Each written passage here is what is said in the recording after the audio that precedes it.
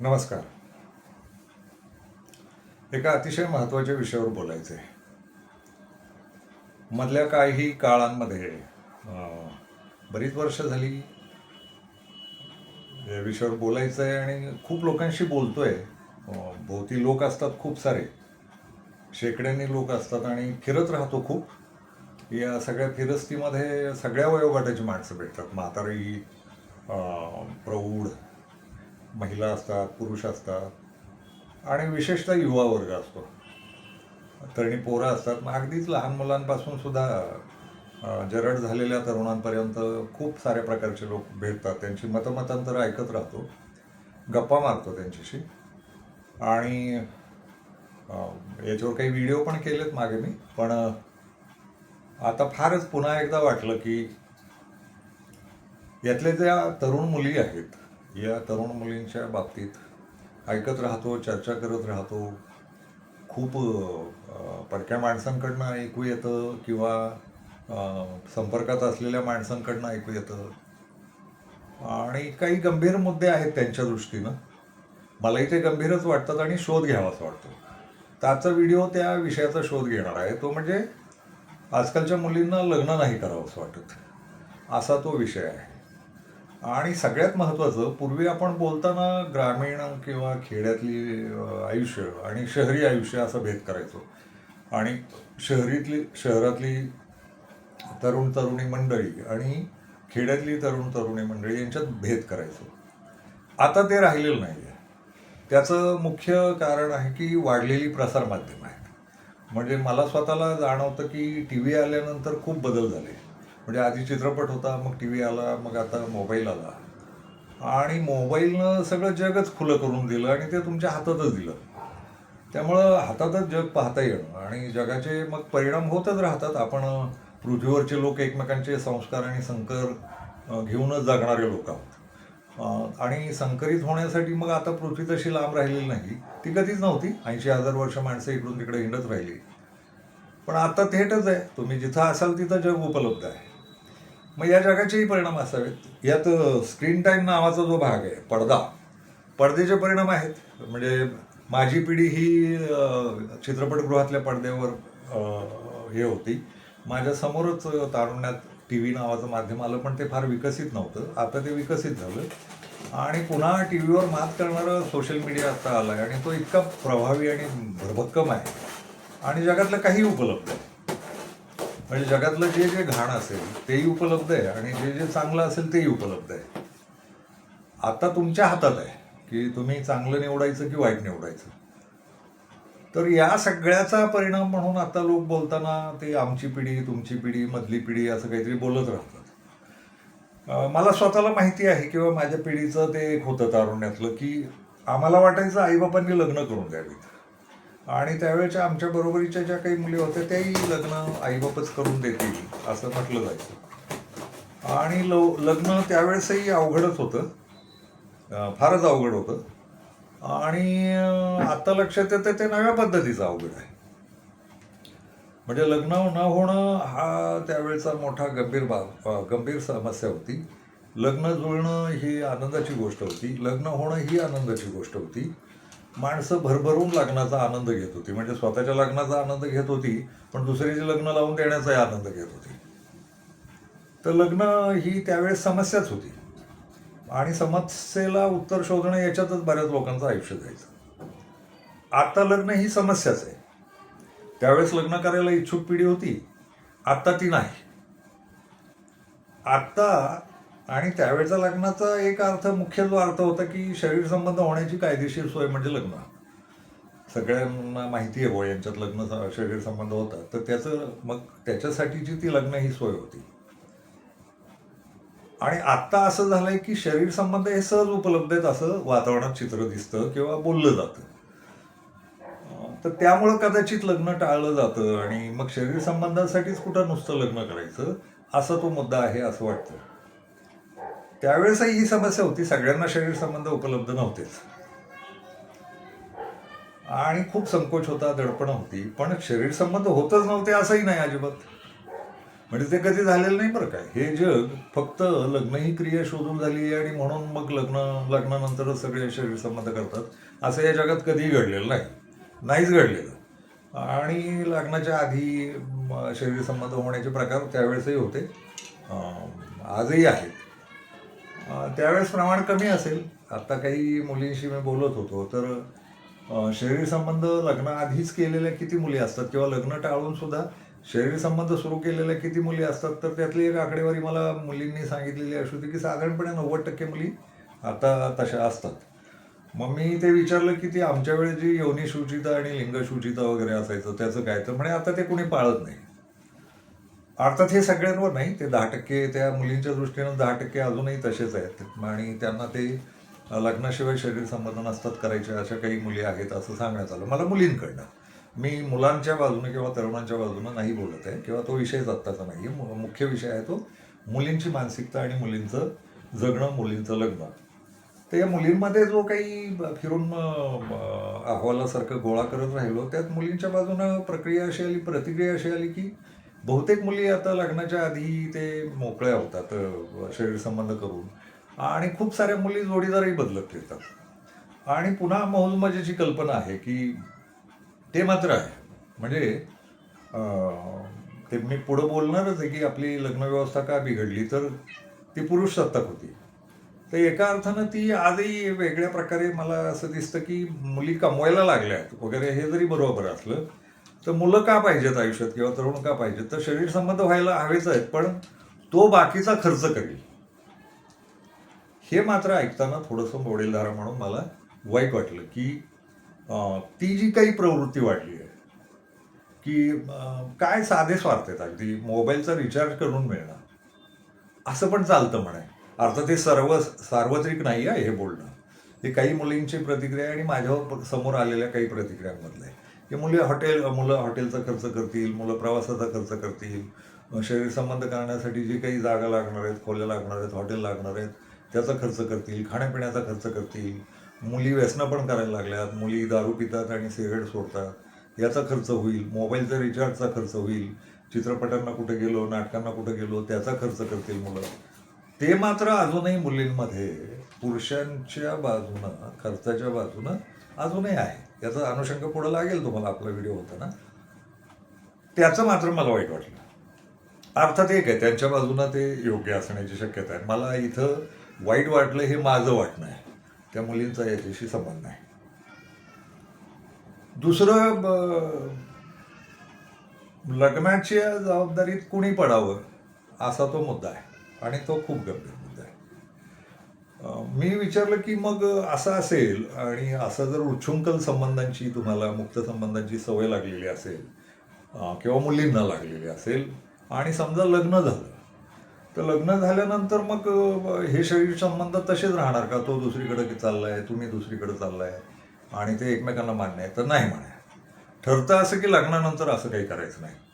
आणि बहुतेक लग्न करणाऱ्या पुरुषांना हे माहिती असतं की पोरांना की आपली बायको त्या युनेशुचितेतली राहिलेली नाही, जुन्या भाषेत त्याला शुद्ध म्हणायची, तर ती शुद्ध नाही राहिलेली. तिलाही माहिती असतं की हाही शुद्ध नाही आहे.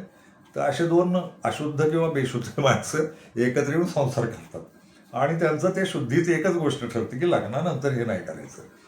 हे जरा कळायला मजेशीर आहे. म्हणजे हा संदर्भ इतका महत्त्वाचा आहे माझ्या दृष्टीने. मग त्या शरीराला महत्त्व काय आहे वगैरे असं जे आमच्या काळात होतं किंवा आम्हाला ठसवलं गेलं आमच्या चित्रपटांमधनं, टी व्हीमधनं, नाटकांमधनं, साहित्यातनं, ती निष्ठा, प्रेम, माया, आपुलकी वगैरे, तर ते नाही. शरीर संबंध ही महत्त्वाची गोष्ट आहे आणि त्याच्यासाठी प्रेम लागत नाही असं मला थेट सुनावण्यात आलं आणि मी ते शांतपणे ऐकून घेतलं. मी तुमच्याशी बोलतोय आत्ता, ते मला जे जे कळले त्यातलं बोलतोय. मी फारशा प्रतिक्रिया नाही दिल्या, मी शांतपणे ऐकून घेतलं आणि पिल्लांचं ऐकलंच पाहिजे. शेवटी आपली पिढी आहे. जगातली सगळी मुलं ही माझी मुलं आहेत, माझी अपत्य आहेत असं मी समजतो. माझी रस अनवरस नावाची कादंबरी वाचल्यावर तुमच्या लक्षात येईल की हे जग हे अपत्यांच्या बाजूनं महत्त्वाचं आहे. कुणाचा शुक्रजंतू आणि कुणाचं बिजंड याला फार महत्त्व नसतं. तर अपत्य जन्माला येणं आणि अपत्य म्हणून सृष्टीत जगणं हे मौलिक असतं असं त्या कादंबरीतलं आहे.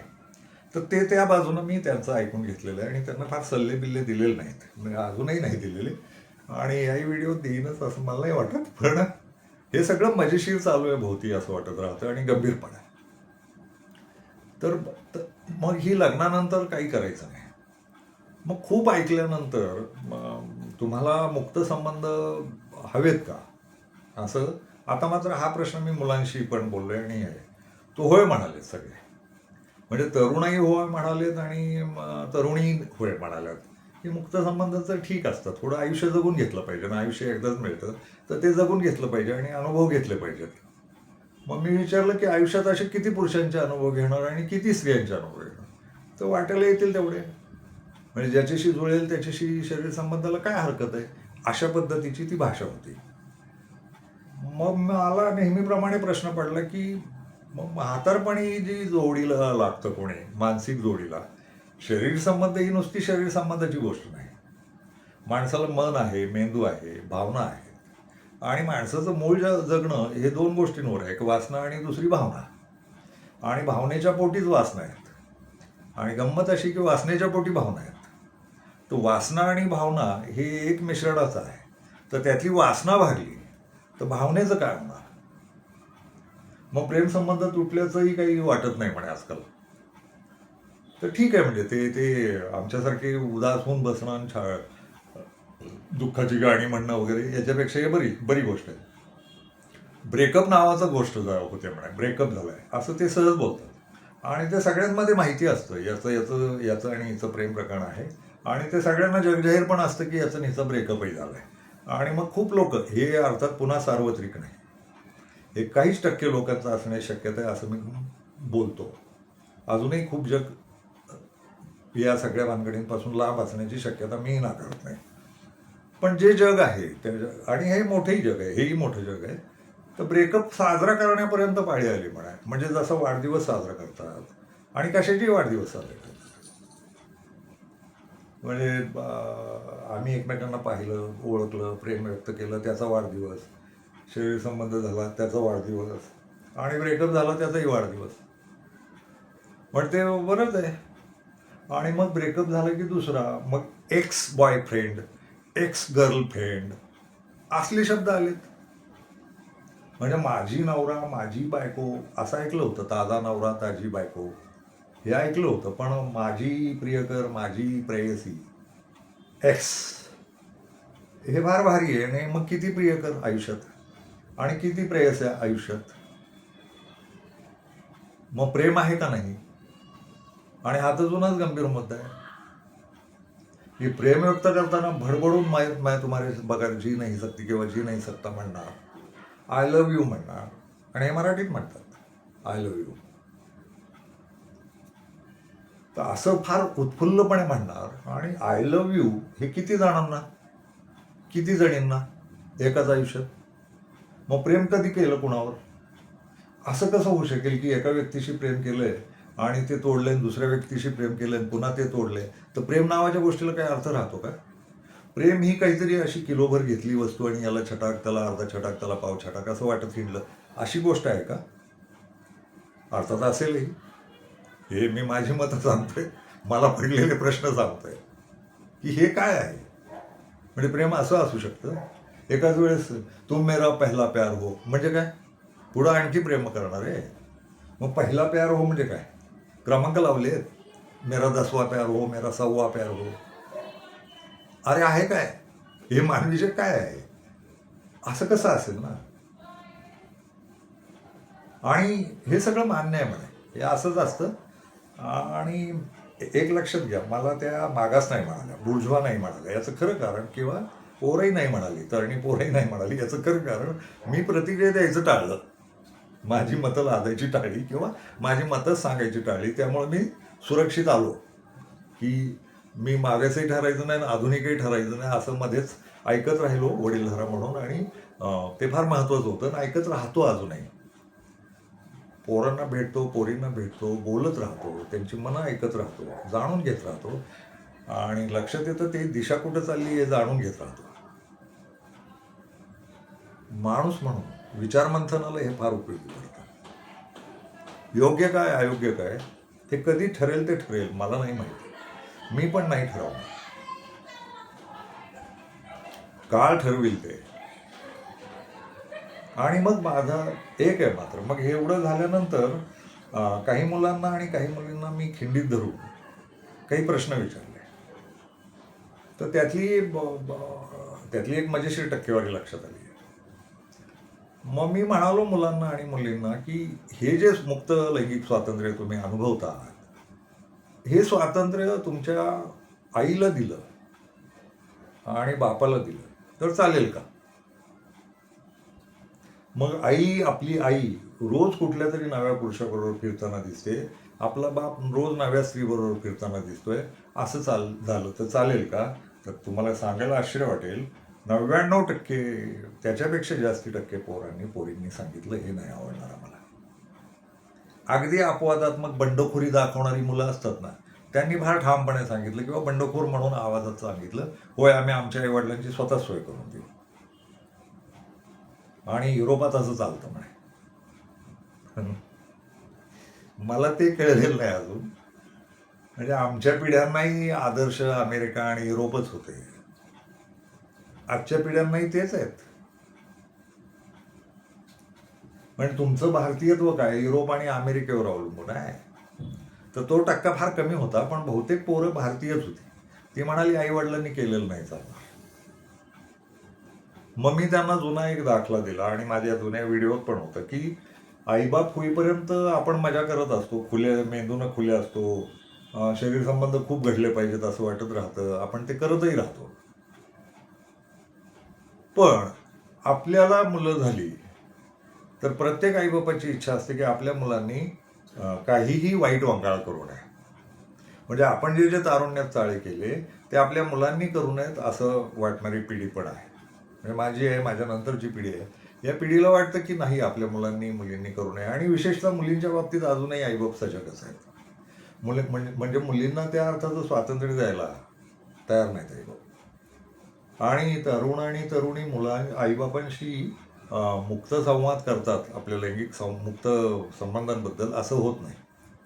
मुलांना वाटेल तसं वागत राहतात आणि आईबापांना संशय असतो आणि मुलांशी ते त्या विषयावर बोलायला दबकतात, खुलून चर्चा करत नाहीत आणि बोलत नाहीत, किंवा त्यांना अंदाज आलेला असतो पण तरी बोलायचं कसं असं ते मुलांच्याही बाबतीत आणि मुलींच्या बाबतीत आईबाप वागत राहतात. असे आईबाप अजूनही आहेत. तर हा एक मुद्दा होता. आता थोडं गंभीर मुद्द्याकडं मला यायचं, म्हणजे मुली अशा का झाल्या याचा विचार मी करतो.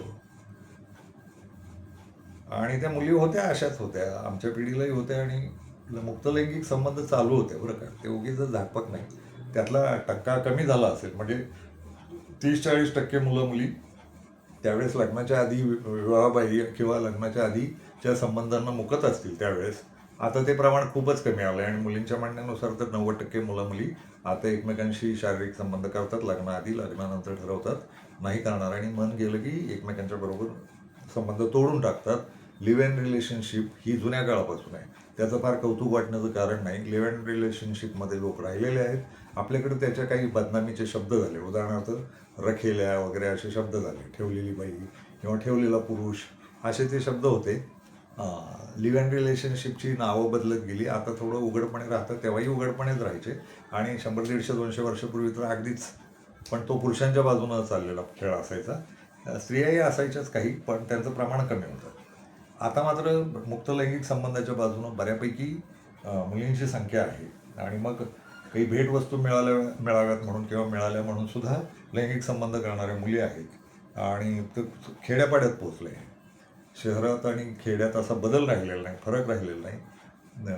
अगदी डोंगरदऱ्यांमध्ये सुद्धा हे पोचलेलं आहे आणि ते आहेच आहे. मुक्त लैंगिक संबंध डोंगरदऱ्यातही आधीपासून होतेच, त्याची एक शिस्त होती. आता थोडं बेशिस्तीचं आलं आहे किंवा त्यात एक उधळमाधळ चालली आहे आणि आईबाप बहुधा पुढं काय होणार. आणि मला सांगताना त्यातली जी प्रौढ मंडळी आहे, तुम्हाला सांगतो सर खूप काळ बदलला आहे वगैरे वगैरे, मला काळ बदलला आहे असं नाही वाटत. कदाचित काय होत असेल की सोशल मीडियाचं प्रमाण आणि माहिती मिळण्याचं प्रमाण एवढं वाढलं आहे, त्यामुळं तो भडका उडल्यासारखं दिसत असणार की खूपच बिघडलं आहे सगळं. तर ते बिघडलं आहे का नाही शोधू आपण, पण मला काही कारणं सापडतात. मुली असं वागण्याचं स्त्रिया कशासाठी वापरल्या गेल्या हे आधी आपण लक्षात घेऊ मागच्या काळामध्ये, आणि मग स्त्रिया आत्ता काय बंडखोरी करतायत ते बघू. पहिली गोष्ट म्हणजे एकेकाळी असं होतं की पुरुष हाच पैशाचा मालक आहे आणि पैसा कमावणारा तोच आहे असं. तर ते खरंही होतं. छापील नोटा छापून घेऊन येणारा माणूस पुरुष आहे, किंवा घरातल्या छापील नोटांवर अधिकार असलेला माणूस पुरुष आहे. स्त्रिया किती कष्ट करतात आणि त्या घरातली कामं करतात, शेतातली कामं करतात, मुलं जन्माला घालतात, याचा आर्थिक हिशोबच कधी झाला नाही आपल्याकडे. तर त्या स्त्रिया त्या अर्थानं कुचवल्या. म्हणजे घरकामाची आर्थिक मोजदाद करायची ठरली तर स्त्रिया पुरुषांच्या बरोबरीनं किंवा पुरुषांच्या पेक्षा कधी कधी जास्ती कामं करत राहिल्या. घरकाम ही सोपी गोष्ट नाही. तर घरकामात राहिल्या, शेती करत राहिल्या ना, आळ्या मजुरी करत राहिल्या, कारागिरी करत राहिल्या.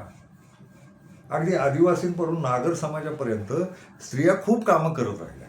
पण या स्त्रियांच्या कामाचं आर्थिक मोजदाद कधी झाली नाही, मोजमाप कधी लावलं गेलं नाही, हे फुकटात गृहीत धरलं गेलं. आणि नोटा त्याच्याकडे असतील, तो कमवून आणेल तर तो पुरुष मालक राहील घराचा. आणि गंमत अशी की खूप बायांचे पैसे, म्हणजे कमवणाऱ्या बाया जरी आल्या पुढं आणि त्या आर्थिक नोटांमध्ये कमवायला लागल्या. लक्षात घ्या, मला खूप महत्त्वाचं बोलायचं आहे ते असं आहे, बाया कमवत नव्हत्या का? तर होय, घरकामं करत होत्या, मुलं जन्माला घालत होत्या आणि जमेल ती शेती, मजुरी, रोजगार सगळं करत होत्या, नोकऱ्या सुद्धा करत होत्या. पण त्यातल्या ज्या छापील नोटा आहेत त्याची मालकी पुरुषाकडे होती. म्हणजे घरकामाचे पैसे तो देत नव्हता किंवा घर देत नव्हतं, ती मागत नव्हती, तर तिच्या त्या मोबदल्याचं काही करण्यात नाही आलं. ते फुकटात गृहीत धरलं गेलं. आणि यातला जो काही रोजगार आहे, शेतीत तिचं राबणं आहे, पशुपालन करणं आहे, कारागिरी करणं आहे, खूप प्रकारचे व्यवसाय घराच्या भल्यासाठी स्त्रियांनी केले. मुलं जन्माला घालणं हे सुद्धा स्त्रियांनी केलंच ना. त्याचा कुठं आर्थिक मोबदला आपण ठरवला? कुणाच्या तरी वंशाचा दिवा असं ते प्रकरण होतं. तिला वंशच नाही, तिला माणूस म्हणून एका सृष्टीतली एक अपत्य म्हणून तिला किंमतच नाही. ती यंत्र आहे लैंगिक. तिच्याकडे गर्भाशय आहे आणि हे गर्भाशय वापरायचं आहे कुणासाठी? तर कुणाचा तरी दिवट्याच्या वंशासाठी. म्हणजे इथं तुमच्या लक्षात येतंय का, याच्या वंशाच्या दिव्यासाठी हिचं गर्भाशय ही उसनवारीची गोष्ट झाली. तिचं कामच आहे म्हणे ते. गुलामीसारखा प्रकार आहे हा. तिला गृहीतच नाही धरलं गेलं, बरोबरीचा आधार नाही दिला गेला किंवा बरोबरीचं मानलं नाही गेलं. ती घराच्या वंशाची वाहक आहे आणि बाहेरनं आणलेली मजूर. ती तिचं गर्भाशय वापरू देणार, पोटात बाळ वाढवणार, ती जन्माला घालणार, त्या वेदना सोसणार, मग दूध पाजणार, ते बाळ वाढवणार, वंशाचा दिवा याच्यात. तिला वंश नाही. ते हे जे घाणेरडं झालं ते एक आहे. मग रोजगाराला लागल्या बाया, त्यांना नोटा मिळायला लागल्या, तर या नोटांवर पुन्हा पुरुषांचीच मालकी. अजूनही बऱ्याच घरांमध्ये तेच आहे की बायको पण कमवतेच नोटा आणि त्या नोटा घरातल्या पुरुषांकडे जातात. पुरुष मालक अजूनही आहे बऱ्याचशा प्रमाणात. हे एक नव्या मुलींशी जोडून पाहू आपण. हे एक कारण झालं. दुसरं कारण झालं की म्हणजे वंशाचा दिवा तर झालं, रोजगारही झालं.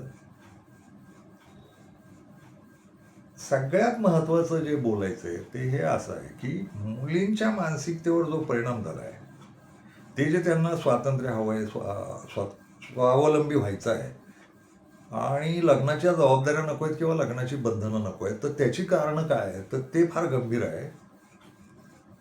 मुली आज आपल्या घरात वाढतात किंवा मुलं सुद्धा आपल्या घरात वाढतात, तेव्हा त्यांची वाढ आपल्या संगतीत आईबाप म्हणून कशी होते याचा अभ्यास होणं गरजेचं आहे. याच्याकडे एकदा वळून पाहणं गरजेचं वाटतं मला. तर मला असं वाटतं की नवरा बायको म्हणून आपण जो संसार करतो ना, तो आदर्श नसतोच. मुलांच्या मनावर नवरा बायकोच्या संसाराचे विपरीत परिणाम झालेले दिसतात. याच्यावर फारसं बोललं जात नाही. मुली स्वावलंबी झाल्या, स्वतःचे पैसे कमवायला लागल्या, त्यामुळं ते लैंगिक स्वातंत्र्य किंवा कुठलंही स्वातंत्र्य, सिगारेट पिण्याचं स्वातंत्र्य, दारू पिण्याचं स्वातंत्र्य अनुभवायला लागल्या. याची समाजशास्त्रीय आणि कुटुंबशास्त्रीय कारणं शोधली पाहिजेत ना. आपलं कुटुंबशास्त्र नावाचा विषयच नाही आपल्या जगण्यात. कुटुंब एवढी खराब आहेत आपली, त्या कुटुंबांमध्ये नवरा बायकोची होणारी भांडणं, नवरा बायकोमध्ये होणारे तणाव, नवरा बायकोमध्ये होणारी मतभेद नवरा बायकोतल्या घरातल्या मालकीवरनं, घरातल्या गोष्टींच्या मालकीवरनं होणारे चिडचिडेपणे, असं ते जे सगळं आहे ना, त्याचे एक कल्पना करा की एक नवरा बायको आहेत आणि त्यांचा 30-35-40 वर्षाचा संसार झाला आहे. तर ते 40 वर्ष काय वागत आलेत, त्या वागण्यातलं काय काय आहे ज्याचा परिणाम मुलांवर होईल. त्या नवरा बायकोचं नातं हे खतरनाकच आहे असं या सोशल मीडियात वावरणाऱ्या पिल्लांना साहजिक वाटणार. कारण नवरा बायको म्हणून आपण गेल्या 40 वर्षाची तपासणी करू, आपण आदर्श नवरा बायको कधीच नव्हता. लग्न करायचं होतं आपल्याला, शरीर संबंध होतात, कामवाली बाई मिळते, खर्च करणारा नवरा मिळतो, असली पानचट कारण आहेत लग्नाला. लग्न ही शरीराची जशी बांधिलकी आहे तशी मन आणि मेंदूची कायमची बांधिलकी आहे, मालकी नाही. मालकी अजिबात नाही, पण एकमेकांबरोबर प्रेमाची बांधिलकी हा लग्नाचा मूळ अर्थ आहे. तो गेल्या 40 वर्षातल्या संसारातला आठवा. कुठल्याही घरात डोकावून पहा, शांत, आदर्श, कायम आनंदी, एकमेकांना आनंदी ठेवणारे नवरा बायको नावाची संकल्पना अस्तित्वात आहे का? नवऱ्याचा वरचष्मा किंवा घरातल्या बायकोचा वरचष्मा, एकमेकांशी भांडणं, पैशावरून वाद घालणं, कितीतरी प्रकारचे वाद विवाद, बोलताना बोलणं, शिव्यागाळी, मारामाऱ्या, घुसमट. न भांडणारे नवरा बायको घुसमटीत जगतात. तर हे 40 वर्षात जे जन्माला घातलेल्या पिढ्या आहेत, त्या पिढ्या काय पाहत असणार आहेत? मुलांसमोर, मुलींसमोर, घरात वाढणाऱ्या पिल्लांसमोर आईबाप गेली 40 वर्ष पूर्ण आदर्शानं, पूर्ण आनंदानं, पूर्ण शांततेनं, एकमेकांना जपत जपत, एकमेकांना सांभाळत सांभाळत, एकमेकांची कदर करत करत जगतायत. अशा आईबापांची मुलं लग्नांना नाहीच म्हणणार नाहीत, व्यभिचारी होणार नाहीत, व्यसनी होणार नाहीत. तर आपण असा संसार केला का? आणि सगळ्या आईबापांनी असा विचार करून बघावा, ज्यांना मुलांची मुलींची काळजी वाटते आणि मुली बेछूट झाल्यात, मुली वाह्यात झाल्यात, मुली वाया गेल्यात, मुलांबरोबर मुलंही वाया गेली. पुन्हा यातलं ना आपल्या संसारातलं आपण स्त्री पुरुष किती केलं? माणूस म्हणून नवरा बायकोने एकमेकांना किंमत दिली का पूर्ण आयुष्यभर? बाईनं नवऱ्याचा पुरुष म्हणून अपमान करायचा आणि पुरुषानं बायकोचा बाई म्हणून अपमान करायचा, हे घडलं की नाही? संघर्षाचे मुद्दे उभे राहिले की नाही? ते टाळता आले असते की नाही? आणि मला मुद्दा पुन्हा तोच म्हणायचा आहे, मागच्या व्हिडिओमध्ये म्हणालेलो की आपल्याला जर आता आधुनिक मेंदू आहे, आपला न्यूरॉन्स आहेत, 400 कोटी न्यूरॉन्स आहेत मेंदूत, आणि आपण तुम्हाला म्हणालो मी की तुम्ही मूर्ख आहात, तर तुम्हाला सहन नाही होत. प्रत्येकजण आपल्याला स्वतःला शहाणा समजतो, मला ज्ञान आहे म्हणतो. तर ज्ञानात ही गोष्ट आहे ना की नवरा बायको म्हणून आनंदी, सच्छील, नैतिक, सुंदर असे संबंध कसे प्रस्थापित करावेत, हे दोघं नवरा बायको मिळून नाही ठरवू शकत का? याच्यावर चर्चा करून, गप्पा मारून, एकमेकांशी संवादी होऊन, एकमेकांच्या पडत्या बाजू, चढत्या बाजू असे एकत्र करून शांत मार्ग काढणं, असं नवरा बायको नाही वागू शकत का? जर आधुनिक काळात आहात आणि स्वतःला फार ज्ञानी आणि शहाणे समजतात तर? आणि मेंदूवर नियंत्रण आहे ना तुमचं, तर मेंदूमध्ये विचार करण्याची प्रक्रिया नाही आणता येत की नाहीच भांडायचं मला, नाहीच अहंकार पुढं करायचे मला, मोठे मुद्दे करायचेच नाही, छोटे मुद्दे, असं नाही का ठरवता येत? अवघड आहे म्हणे. काय अवघड आहे? भांडणं सोपं आहे, शिवाय घालणं सोपं आहे, अहंकार दाखवणं सोपं आहे, शांतता, आनंद आणि सच्छीलता ही अवघड आहे. विकृती छान आहे, विकृती सोपी आहे, सुकृत वागणं अवघड आहे. आणि आधुनिक माणसं, सुधारलेली माणसं, फार प्रगती केली म्हणे मानवांनी, जग फार पुढे आलं. कुठं पुढं आलं?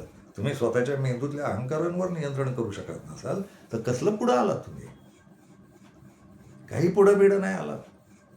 मेंदू तुमचे लटकलेलेच आहेत अजून. पुरुष अहंकार, स्त्रीण अहंकार, बडे जाव, दिखावा, खोटेपणा, भांडणं, शिव्यागाळी, मारामाऱ्या, घटस्फोट, हेवे दावे, पैशाचे हेवे दावे, पैसा महत्वाचा करून ठेवला आहे. तर या सगळ्याचे संस्कार मुलांवर काय होणार? आणि मुलांच्या लक्षात येणार, अरे बापरे, लग्न दोन गोष्टींचं आहे. एक तर जबाबदाऱ्या खूप असतात आणि दुसरी तणातणी खूप असते. त्यामुळं मुली या गोष्टीला बिचकत असणार आतमधनं, हे का नाही लक्षात घेता होतं? म्हणजे बाकी काही कारणं असतील, ते मोबाईल आल्यामुळे त्या बिघडल्यात वगैरे, शिक्षण घेतल्यामुळे बिघडल्यात म्हणे, ते पैसा कमवायला लागलेत म्हणून बिघडलेत.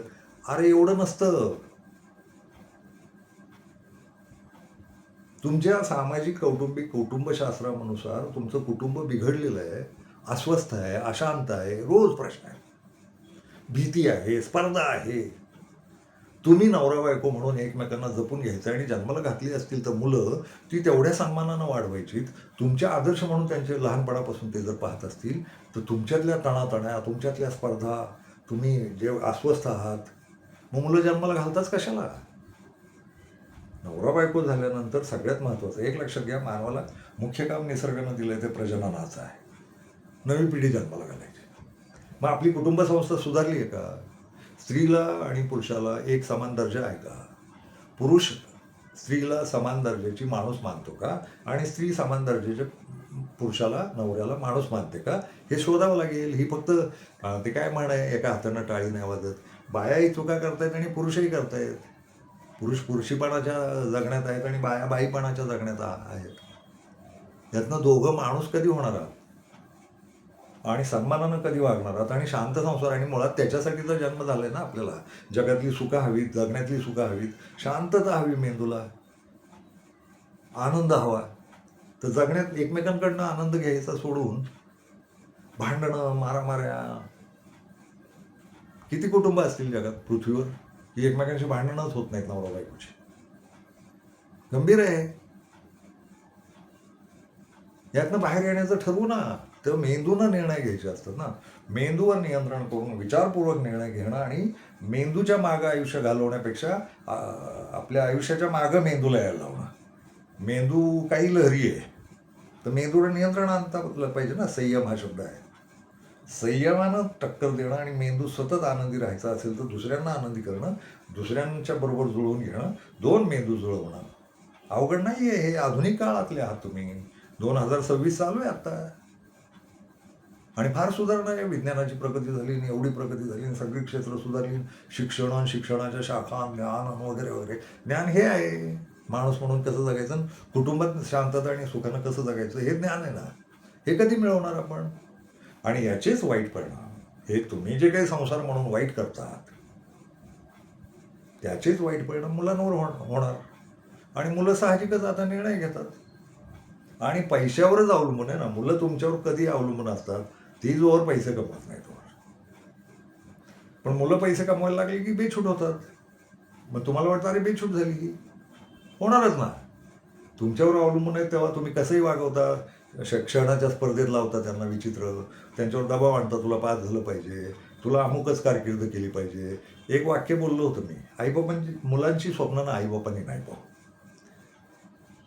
आईबापांनी त्यांच्या स्वप्नात जावं आणि त्यांच्या पेरणीला मदत करावी. आता आईबाप काय करतात, मुलांनी काय व्हावं हे ठरवतात. अरे ते मुलाला व्हायचंय की नाही ते विचारतच नाहीत ना.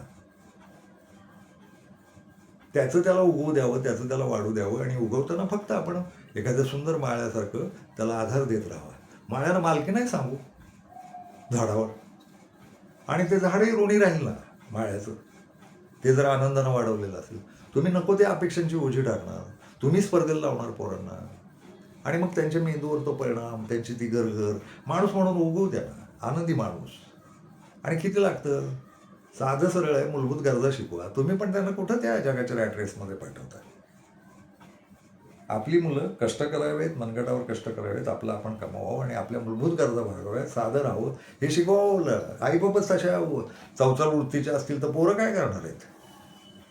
तर संस्कारांमध्ये गडबड आहेत आपल्या कुटुंब शास्त्राच्या. नवरा बायको म्हणून आदर्श जोडपं 100 वर्ष एकत्र जगले असं दाखवा, मुलं त्यांची आपोआप चांगली होतील ना. त्यामुळं मी काही निर्णय दिलेला नाही. मुलींनी हे मुक्त लैंगिक संबंध करावेत की नाही, मुलींनी व्यसनं करावीत की नाही, आणि मग ती परवानगी मुलांनाच असावी का वगैरे वगैरे मी याच्यावर निर्णय दिलेला नाही. मी संस्कारांबद्दल बोललो. संस्कारांवर बोलत राहू फार गरजेचं वाटतंय मला. मला खूप काळजी पण वाटते. माझी स्वतःची मतं सर्वश्रुत आहेत. मी लिखाणातनं बोललो आहे, भाषणांमधनं बोललो आहे, व्हिडिओजमध्ये बोललो आहे, बोलत राहीन, दिशा काढत राहू. आता मात्र आणि खूप गंभीर विषयांबरोबर मी स्वतः सध्या खूप अस्वस्थ आहे. एकूण जगभर जे चाललंय ना याच्यावरही बोलायचं आहे. फक्त एकच आहे, आता मात्र मी कधी विनंती केल्या नव्हत्या, आता 1-2 व्हिडिओजमध्ये ती विनंती करीन. मी जे बोलतोय ते थोडं शेअर व्हायला पाहिजे. कमेंट्समध्ये संवादी व्हा. कृपया ट्रोलिंग नका करू. ट्रोल्स नाही मला सांगायचं, तुम्ही पण खतऱ्यात आहात बरं का. तुम्ही जे काही राजकीय, आर्थिक आणि सामाजिक विषमतेचा लाभ घेऊन तुम्हाला ती विषमता टिकवायची आहे, तर तिथं गोंधळ आहे. कुटुंबातल्या विषमतेचाही लाभ घेऊन नका कृपया. तुम्हाला हे भोगावं लागतंय. फार दुःखात आहे जग. आपल्याला या जगाला चांगल्या मार्गाला न्यायचं आहे, तर संवादी होऊ ना. कमेंट्स करा. माझं काही चुकत असेल तर ते सांगा, हे चुकलंय म्हणून. आणि जरा आजबीनं सांगा. वाईट वांगाळ काही बोललात आणि ते सेक्युलर कोणतरी परवा टोणगा आला आणि म्हणाला हे सेक्युलर आहेत. अरे येड्या, तुझा जन्म सेक्युलरिझममधून झाला. हे जग सेक्युलर आहे म्हणून तर जग आहे. ही सृष्टीत मुळात सेक्युलर आहे ना. तुला सेक्युलरचा अर्थ कळतो का? ते विचारधारा नको गृहीत धरू. आणि तू कोण आहेस मग? प्रतिगामी. प्रतिगामी म्हणजे काय? कुठल्या काळात जगतो? मग मागच्यासारखं जगतो का? तर हे नको. संवादी होऊ आणि जरा आता थोडं शेअर करावं. मला याच्या पुढचे काही व्हिडिओ सिरीज अशी करायची की जी फार मौलिक असेल आणि आपण सगळ्यांनी मार्ग शोधला पाहिजे. माझ्याकडे मार्ग नाही हे मी सांगतो. आपण सगळे मिळूनच मार्ग काढू शकतो आणि समाज तसाच असतो. कुणी एक ज्ञानी नसतो. सगळे मिळून ज्ञानी असतो आणि थोडी थोडी भर घालून एक वाक्यतेनं काही पुढं काढणं. ज्या आत्ताच्या बिकट अवस्था आहेत सामाजिक, राजकीय, आर्थिक, कौटुंबिक नातेसंबंधांच्या, याच्यावर मला बोलायचं आहे आणि खूप गंभीरपणे बोलायचं आहे. मी चुकतही असेल कदाचित, ते दुरुस्त करून घेऊ. पुढच्या व्हिडिओत दुरुस्त करू. पण तुम्ही थोडं आता हे पोहोचवणं लोकांपर्यंत. मी विनंती कधीच केली नव्हती.